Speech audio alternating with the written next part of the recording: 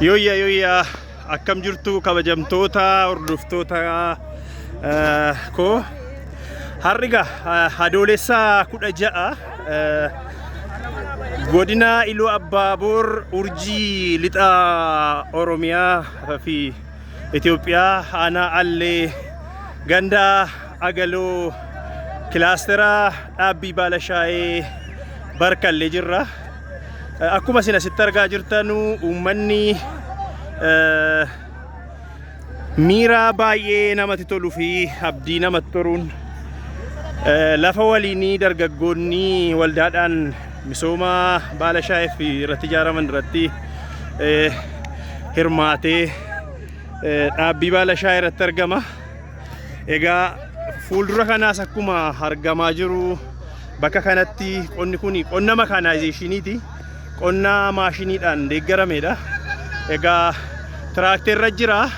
Duuba sanatti akkuma argaa jirtan doozerri jira. Lafti kun makaanaayizeeshinii maashinaan qotame qonna makaanaayizeeshinii jalqabneerra. Kanaaf uummanni immoo jala bu'uudhaan ganamaan bariidhaan ka'ee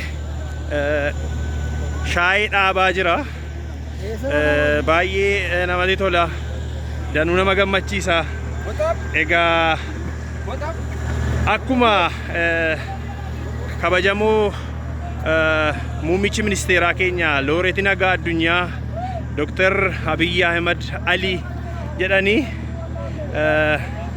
idaa dhaloota irra jiru irraa yeroo dhumaatiif fonqolchuudhaaf uummanni biyyattii sabaaf sablammiin hundi ammatti kan barbaachisu egaa dafqa isaa cobsuudha.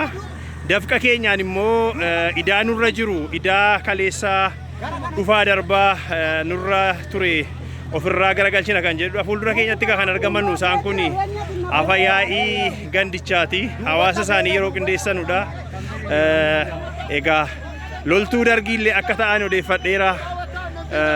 Obbo kabajamoo obbo Dassaaleny Zarfuu Command Post yookaan Taxi Force misooma Baalashaayee ganda Agaloo isaantu hoggana. Miira isaaniitiin hogganan dhugumatti miira baay'ee nama dhibudha. Viidiyoo gaggabaabaa haala misooma kilaastera Baalashaayee kana isiniin ga'uu ittan fufa.